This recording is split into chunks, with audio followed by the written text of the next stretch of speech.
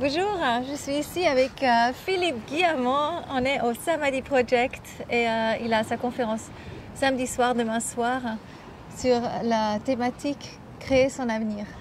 Ouais. Et tu es en train aussi d'écrire un livre. Tu veux juste nous parler un petit peu de ce livre et de ce qui te tient actuellement à cœur. C'était pas prévu, mais j'ai ressenti le besoin d'écrire un livre sur justement la situation actuelle, vue par le regard un petit peu original qui m'est propre. Donc un physicien et l'influence du futur. Donc est-ce que l'idée d'un futur collectif de l'humanité qui pourrait changer pourrait expliquer quelque chose dans cette crise du coronavirus. Et donc je pense que oui, en fait, c'est pas que... Il y a plein d'indices, plein de coïncidences et de choses irrationnelles qui ont eu lieu pendant cette crise et qui m'ont laissé penser de manière vraiment percutante que tel était le cas. Et donc, comme ça mérite une longue explication, j'ai décidé d'écrire un livre qui va s'appeler « Le grand virage de l'humanité ». Voilà. Parce que, en fait, mon interprétation à cette crise, elle est très positive, en fait. Pour moi, c'est quelque chose de très positif à long terme, ce qui ne va pas nous empêcher de passer par une phase de transition qui, à mon avis, va être très dure, mais qui aurait peut-être pu être encore plus dure s'il n'y avait pas eu cette émergence du virus, étant donné que tout ça c'est sur fond de crise, de crise systémique, d'effondrement, etc. Il y a plein d'effondrements qui nous guettent et donc c'est un petit peu comme si le virus était venu mettre la pagaille pour éviter qu'on aille dans le sens où logiquement tous ces autres effondrements nous auraient emmenés. Puisqu'on assiste à la démonstration de tout le programme et de tout on va dire issu de la volonté de gouvernance mondiale qui nous dirigeait de toute façon, et c'était clair, déjà écrit et transparent, vers le transhumanisme. C'est ce qu'on appelle la 4e révolution industrielle, c'est le projet matérialiste pour l'évolution de ce monde. Et donc le virus est venu mettre la pagaille en obligeant en quelque sorte ce programme à se dévoiler, à s'accélérer, ce qui finalement révèle à la face du monde le grand danger qui nous attend. Voilà, mais je ne vais pas raconter. Non, mais c'est magnifique, ça parle beaucoup. Ouais. Je ne vais pas raconter toute la trame, il y a plein de choses intéressantes. Et en plus, ça va me permettre justement d'illustrer ces nouveaux concepts d'influence du futur, de futur qui change, et sous l'éclairage cette fois-ci d'une évolution collective et non plus seulement individuelle. Voilà. Ça c'est merveilleux, ouais. Alors toi tu es déjà dans un projet concret en fait chez toi, dans ta région, en train de monter un collectif, une communauté en fait qui va... Oui, je sens que disons depuis cette année, cette histoire n'a fait qu'accélérer la mise en place automatique, synchronistique presque, de choses qui vont dans le bon sens. C'est-à-dire que,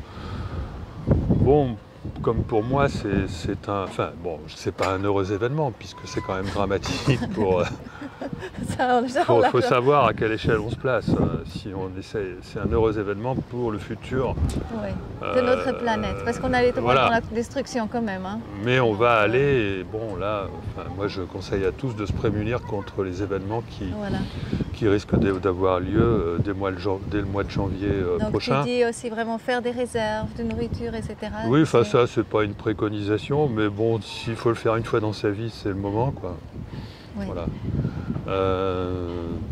Mais bon, on voit bien que les temps sont là, on voit bien, je veux dire, c'est clair et net. Tout se passe comme si c'est pas vraiment voulu, mais on a l'impression de subir une préparation à des temps beaucoup plus durs qu'actuellement. Oui. Parce que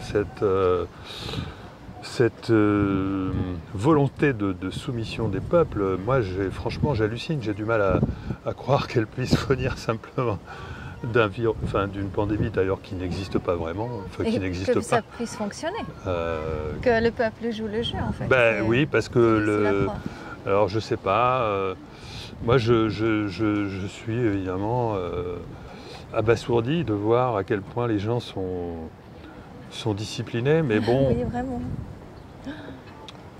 Et en France, vous, avec votre couvre-feu là en ce moment, c'est... Ah ben j'ai honte d'être français en ce moment. C'est fou, hein. Ah oui, mais bon, c'est pas les Français. Hein, parce que ça fait longtemps Français, que les Français subissent vous êtes tellement révolutionnaire, normalement, vous avez les réponses. Ouais. Moi, j'espère trop que la France va vraiment commencer à bouger. Ce ne sont pas les Français, On voit bien que depuis les 3 derniers présidents, et surtout depuis ce dernier, les Français sont soumis, on nous impose une politique contre laquelle on avait voté en plus. Hein. En 2005, on avait voté contre cette politique. Et il y a eu le mouvement des Gilets jaunes tout de même. Il y a eu plein de choses qui font que les Français sont contre en fait. Hein. Mais bon, simplement... oui, ils sont encore très puissants là, le système en place actuellement. Voilà, on est passé en dictature en France et ça va pas durer éternellement. Hein. Ouais. Ça c'est la chose positive parce que de toute façon on sait que ce qui va nous attendre c'est une phase, ça va être très dur, mais après, ça va bien finir. Hein. Oui, parce que ça va booster la reconstruction, ça va booster toutes les initiatives locales, ça va pousser tous les créatifs culturels hors des villes, ça va permettre de reconstruire de nouvelles façons de vivre, de reconstruire un nouvel enseignement, parce qu'il y a quand même... en fait, tous les systèmes aujourd'hui sont plus ou moins terminés, corrompus, et tous les systèmes vont être... il va falloir tout repenser, quoi. C'est clair, tous les systèmes, hein, de l'éducation... Tous les systèmes, parce que ces systèmes sont fondés sur des modes de pensée qui sont devenus erronés. C'est ce que j'appelle le parc de la pensée, issu de la pensée mécaniste et matérialiste qui nous a en fait imbibés pendant 3 siècles au moins.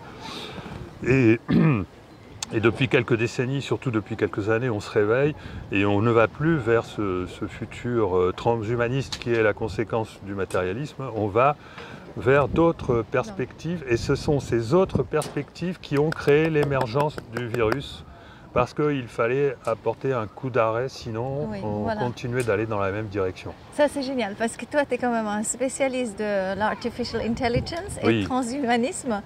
Et en fait, ça fait beaucoup de bien d'entendre de ta part qu'en fait, on ne va plus aller dans cette direction. Donc, voilà, mais on va donner le shift. On ne va plus y aller globalement. On va y aller, c'est-à-dire qu'il suffit que 10% de la société réussisse à faire tourner le bateau. Même peut-être 5, je ne sais pas, j'en sais rien. Je dis ça, c'est mais plus marcher avec ce qui nous est donné. Et on va donner l'exemple de nouvelles façons de vivre et il n'aura pas besoin d'être plus que 5 ou 10%, après on sera suivi. C'est génial. Il fallait juste qu'on ne soit pas trop marginalisé. Bon là, ce n'est absolument plus le cas puisqu'il y a un mouvement de fond de masse qui a décidé de reconstruire nos modes de vie selon de nouvelles pensées, une nouvelle façon de vivre plus solidaire, plus tout en préservant l'indépendance quand même. Mais voilà, c'est-à-dire qu'il faut pas aller dans les extrêmes, toujours choisir la voie du milieu. Et je pense que très important, c'est aussi avoir justement en fait une vision pour l'humanité. C'est pas seulement pour soi, parce qu'actuellement on est tellement encore dans l'ego et c'est encore moins. Mais en fait, ce qui va venir avec le nouveau monde, c'est qu'on va tous construire, co-créer en fait ce nouveau monde. Et ça va amener beaucoup d'enthousiasme, beaucoup de joie. Et c'est ça aussi, je pense, qui est... pas tout de suite quand même. Hein. Va falloir traverser, à mon avis, 1, 2, 3, 4 années difficiles, mais je pense qu'on va remonter la pente une fois qu'on sera au fond du trou, peut-être, je sais pas, 2022, et je pense qu'en 2025, on sera reparti dans la bonne direction. Mais bon, ça, ce sont Ce sont pour des chiffres qui sont pour fixer des idées, hein. C'est basé Voilà. sur aucune. Je suis pas un devin, hein. Voilà, mais ça C'est c'est pour, pas c'est, mal répondu c'est pour me fixer, comme ça. c'est pour fixer les idées, hein. Et le mieux qu'on est préparé, le mieux on se porte pendant Voilà. cette crise. Ouais, Hein. ouais. Donc comment on peut le mieux se préparer? Ben, il faut mettre son grappin pour les années. Pas là tout de suite. Là tout de suite, il faut réfléchir à se protéger, euh, à s'installer éventuellement, ne serait-ce que provisoirement au bon endroit. Et après les choses se feront. Il ne faut jamais oublier qu'on crée notre futur individuel beaucoup plus facilement que notre futur collectif par nos pensées portées par la vibration de nos émotions. Donc il faut faire un travail à ce niveau-là et ne pas sombrer dans la peur, ne pas sombrer dans la violence et comprendre et rêver un nouveau futur en adéquation avec cette compréhension. Et à ce moment-là, les synchronicités se mettront en place, les choses se feront tout seules. C'est difficile quand on est en famille, qu'il y a plusieurs personnes, mais enfin bon. Il faut avoir la foi et puis essayer de... Voilà. Et juste parler encore de synchronicité pour terminer, Ouais. parce que tu as dit que tu organisais donc des stages. Raconte Oui. peut-être juste rapidement, qu'est-ce que c'est comme stage que tu organises? Oh, je me suis pas encore totalement vraiment lancé là-dedans. Pour l'instant, c'est expérimental, hein. Je suis encore en fonction au CNRS. J'ai proposé d'ailleurs de créer une entreprise. J'aurai peut-être le soutien du CNRS pour ça. Pour l'instant, je ne sais pas encore. Mais si ça se fait, bon, j'ai déjà commencé à l'expérimenter un peu quand même, hein. Ce sont des stages où j'essaye déjà d'enseigner. Il y a un enseignement pratique, il y a un enseignement théorique, et de faire vivre des synchronicités. C'est génial. Voilà. Il a dit qu'il a amené ses participants à Paris, les envoyer à Paris pour vivre des synchronicités. Oui, voilà. Et en général, ça se passe via le port des masques. Moi, j'ai fait ça pas mal de fois. La seule fois où ça n'a pas trop bien marché, c'était le jour où il y avait l'obligation du port du masque. Et je pense que ça a dû plomber l'ambiance générale. Ça a dû plomber l'ambiance générale. L'enthousiasme. Ouais. Et puis autrement, les gens, ils ont vraiment expérimenté les synchronicités. Oui, d'habitude, ça marche très bien. Ouais, tout à fait. C'est même à chaque fois, à chaque stage, il y a des trucs bluffants. Et ce qui est bien quand on le fait en groupe, c'est que les gens qui ne vivent pas peuvent constater que d'autres en vivent. Et donc, voilà, ça constitue quand même un espoir. Et quand je dis en vivre, c'est pas n'importe quelle synchronicité, hein, c'est pas c'est pas comme quand on voit des signes partout, c'est vraiment des trucs complètement bluffants et il y a des incroyables. signes dans le lac justement. Non, on voit quelques-uns. Dis-moi encore par rapport à 5G, est-ce qu'il y a là encore quelque chose de particulier à dire? Parce que vous, la France, maintenant, vous recevez ces... Alors moi, je ne suis pas un expert en mesure de le caractère nocif des rayonnements électromagnétiques, hein. C'est un problème extrêmement complexe. Je crois comprendre pourquoi les pouvoirs économiques de cette affaire des ondes ne veulent pas en passer par une validation scientifique. C'est parce qu'en fait c'est extrêmement complexe et qu'il y a des endroits, il y a des situations dans lesquelles ça sera nocif, des situations dans lesquelles ça ne sera pas nocif. Et ils ne veulent pas rentrer ils veulent pas prendre ce risque, donc ils préfèrent faire de nous des cobayes. Bon, ok, c'est un choix. Donc là, bon, voilà, ainsi va le monde, hein, aujourd'hui. C'est-à-dire qu'on prend un principe de précaution considérable avec un truc dont on se demande s'il existe. Et c'est exactement l'inverse du principe de précaution avec la 5G, dont on est certaine qu'au moins dans certains cas, elle peut tuer. Donc c'est vraiment, c'est assez sidérant ce qu'on vit cette année parce que c'est vraiment, moi j'ai passé mon année 2020 à halluciner, Oui, je crois qu'on est beaucoup. à me demander si j'allais pas me réveiller d'un rêve. Oui, ça c'est clair, je crois qu'on est beaucoup.